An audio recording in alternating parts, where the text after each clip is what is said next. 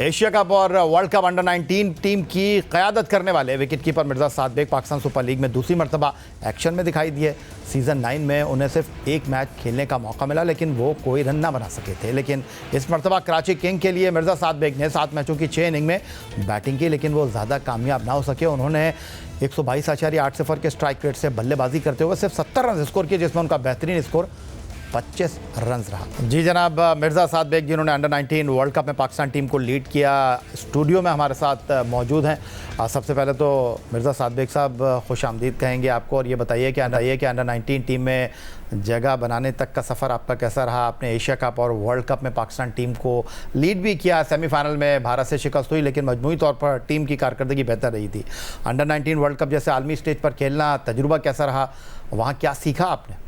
जी obviously मैंने domestic खेलते हुए पीएसपी से अंडर 19 कराची को रिप्रेजेंट किया, और एक बहुत अच्छा सफ़र रहा क्योंकि मैं अपनी स्टेज किड से चलता हुआ आ रहा था।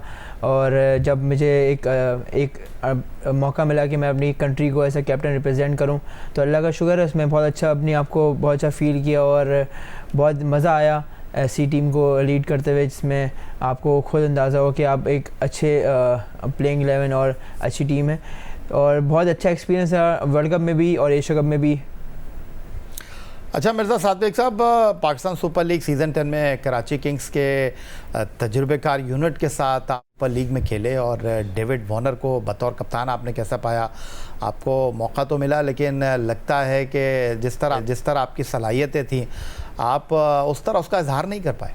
जी बिल्कुल, पहली बात तो कि मुझे बहुत अच्छा फील हुआ क्योंकि वहाँ पर इतने बड़े बड़े नाम थे, और सबसे अच्छा मुझे बहुत अच्छा था कि वहाँ पर वार्नर, विलियमसन और काफ़ी सारे स्टार्स थे, और बहुत अच्छा मज़ा आया ड्रेसिंग रूम शेयर करते हुए। काफ़ी कुछ सीखने को भी मिला, मैं उतने उस तरह से एक्सप्रेस नहीं कर पाया, तो इस तरह परफॉर्मेंस को मैं शो नहीं कर पाया, लेकिन यही है, काफ़ी कुछ सीखने को मिला और काफ़ी कुछ मैंने वहाँ से लर्न किया है। कोशिश करूँगा कि आइंदा आने वाले सीज़न में, आइंदा आने वाले टूर्नामेंट्स में इसको बेहतरी करूँ।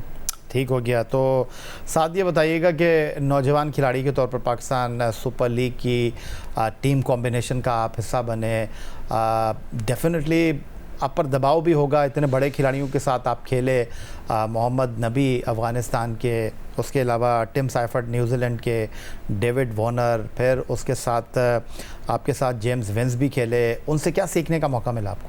नहीं बिल्कुल बिल्कुल, आप सही कह रहे हैं कि इतनी बड़ी टीम में प्लेइंग 11 में जगह बनाना, और उनसे बस एक सिंपल उन्होंने बहुत कॉन्फिडेंस मुझे दिया, पूरी मैनेजमेंट ने, टीम ने, कैप्टन ने, नबी भाई ने, और जिसकी वजह से मुझे ऐसा लग रहा था कि मैं मुझे ऐसा कोई प्रेशर नहीं था कि मुझे वो कुछ ऐसा प्रेशराइज कर रहे हैं। बहुत फ्रीली माहौल था, बहुत अच्छी एक तरह से माहौल रखा था ड्रेस रूम का, टीम का, डेविड वार्नर ने, तो मैं बहुत अच्छा, मुझे मज़ा आ रहा था उसमें खेलते हुए। साद, अगर मैं आपसे ये जानने की कोशिश करूं कि आपने अंडर 19 वर्ल्ड कप बतौर विकेट कीपर खेला, लेकिन सीज़न 10 में आपको मैच खेलने का मौका तो मिला, लेकिन एक फील्डर की हैसियत से, और विकेटों के पीछे न्यूजीलैंड के टिम साइफर्ट दस्ताने पहनकर एक्शन में दिखाई दिए, तो आपने एक फील्डर की हैसियत से क्या सीखा? टिम साइफर्ट विकेट कीपर थे, उनसे आपने क्या चीज़ें सीखी? देखिए, मैं नहीं समझता कि ऐसी कोई मुझे टीम की जो रिक्वायरमेंट थी, मुझे जो उन्होंने बोला था कि आप एज अ फील्डर खेलोगे, तो उसमें मैंने उनसे बोला कि मुझे कोई मसला नहीं है, मैं एग्री किया मैंने उसमें, और काफ़ी कुछ सीखने को मिला कि आपको किसी भी टीम की जो नीड हो आपको वो करना चाहिए, और उसमें टीम को बेस्ट देना चाहिए उसी चीज़ को लेके।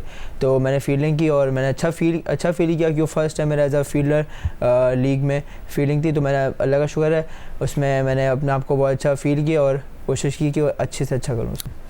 बहुत शुक्रिया। हमारी बेस्ट विशेज़ है मिर्ज़ा साद बेग साहब आपके लिए कि आप इसी तरह उम्दा कारकर्दगी का मुजाहरा करें, और जो आपके गोल्स हैं उनमें आपको कामयाबी मिले। पाकिस्तान क्रिकेट की पहचान अगर दुनिया में किसी शोबे से हुई तो वो है फास्ट बॉलिंग, एक ऐसा हथियार जो दहाइयों से दुनिया के बड़े बड़े बल्लेबाजों के लिए खौफ की अलामत रहा।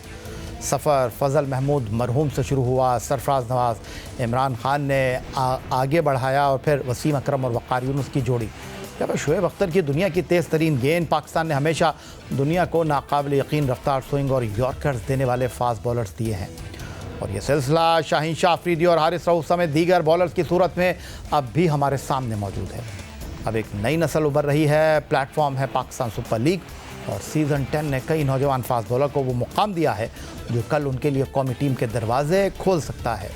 17 साल अली रज़ा, जिन्होंने अपनी तेज़ रफ्तार गेंदों से सबकी नज़रें अपनी जानिब की, सवात से ताल्लुक़ रखने वाले फवाद अली, जिन्होंने PSL 10 की तेज़ तरीन गेंद कराई, लाहौर कलंदर के सलमान मिर्ज़ा, जो इससे कबल भी PSL में परफॉर्म कर चुके, लेकिन ये सीज़न उनके लिए यादगार रहेगा।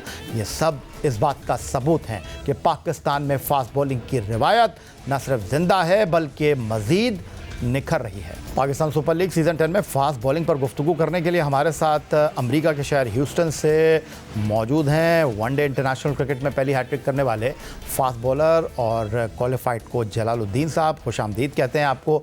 जलालुद्दीन साहब, पाकिस्तान सुपर लीग सीज़न 10 में हमने देखा, टॉप बॉलर्स की बात करें तो इस सीज़न में अगर मैं राज करने की बात करूं तो हसन अली ने कम बैक किया, फ़हीम अशरफ भी अपनी उम्दा बॉलिंग से मुतासर करने में कामयाब रहे, लेकिन शाहीन शाह अफरीदी ने आखिरी मैचों में शानदार बॉलिंग का मुजाहरा किया।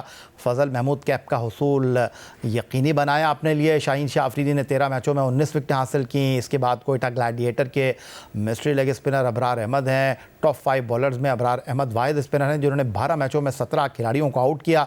हसन अली ने शानदार कमबैक किया, वो 10 मैचों में 17 विकेटों के हुसूल में कामयाब रहे। फिर अब्बास आफरीदी, जिन्होंने 11 मैचों में 17 विकेटें ली। हारिस रऊफ ने भी 17 और फ़हीम अशरफ ने भी 17 ही खिलाड़ियों को पवेलियन की राह दिखाई। तो जलालुद्दीन साहब, गुफ्तगू की शुरुआत आपसे करना चाहूँगा कि हम नौजवान फास्ट बॉलर्स पर तो आगे चलकर बात करते हैं, लेकिन हमने देखा कि इस सीज़न में हसन अली एक बार फिर रिदम में नज़र आए। बतौर कोच आपको क्या लगा कि उन्होंने कैसी बेहतरी लाई अपनी बॉलिंग परफॉर्मेंस में?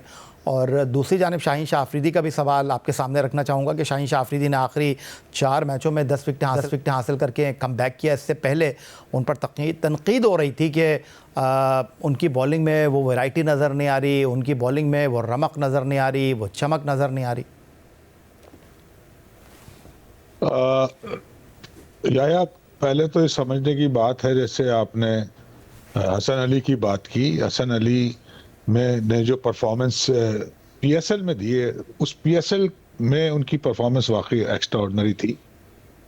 मगर इसका मतलब ये नहीं है कि वो जिस वजह से टीम से बाहर हुए थे, नेशनल टीम से, क्या उन्होंने वो वापस जो वजह से बाहर हुए थे, क्या वो उन्होंने उसको रेक्टिफाई कर दिया है? चाहे वो फिटनेस थी, चाहे वो उनकी स्किल थी, या ओवरऑल मेंटल उनकी एबिलिटी थी जिसकी वजह से वो परफॉर्म करते थे। जहां तक PSL की बात है, ही हैज परफॉर्म वेल, मगर उसका मतलब जब आप सिलेक्शन के ज़िम्रे में आते हैं तो 2 तरह के प्लेयर होते हैं। एक वो जिन्होंने आपने नाम लिए, जैसे अली रज़ा या फवाद या XYZ, जो अभी नए हैं और उन्होंने अभी इंटरनेशनल लेवल पे आना है। अब इस बात को समझने की ज़रूरत है कि हमारा जो स्टैंडर्ड है वो डोमेस्टिक क्रिकेट का, चाहे PSL हो, वो इंटरनेशनल से बहुत लो है। तो ठीक है, उन्होंने अच्छा परफॉर्म किया, मगर क्या उन्होंने वो चीज़, मैं बात कर रहा हूँ वो प्लेयर जो पहले खेल चुके हैं और वो ड्रॉप हो गए थे और अब दोबारा उन्होंने PSL में आके परफॉर्मेंस की और वो इंटरनेशनल क्रिकेट में आ गए, ये क्राइटेरिया सही नहीं है। जो खेल चुके हैं उनका वो वजह देखनी होगी कि किस वजह से वो बाहर हुए थे। क्या उन्होंने वो चीज़ सही कर ली है, तब तो उनका जस्टिफिकेशन बन सकता है डोमेस्टिक परफॉर्मेंस। मगर वो प्लेयर जो नए हैं, जाहिर है कि वो अभी उनमें टैलेंट है, वो आए हैं, मगर उनको, मेरा ज़ाती राय में यह है कि उनको कहीं ना कहीं 5-6 महीने एक डेवलपमेंट ग्रूमिंग पीरियड से गुजारा जाए और उनको उस बिफोर द इंटरनेशनल क्रिकेट उनको लाया जाए। तो ये 2 चीज़ें पहले तो सिलेक्शन के हवाले से समझनी ज़रूरी है कि एक नए प्लेयर को कैसे इंटरनेशनल क्रिकेट में लाना है और इंटरनेशनल से ड्रॉप हुआ है उसको कैसे पाकिस्तान टीम में वापस लाने की वजह होनी चाहिए।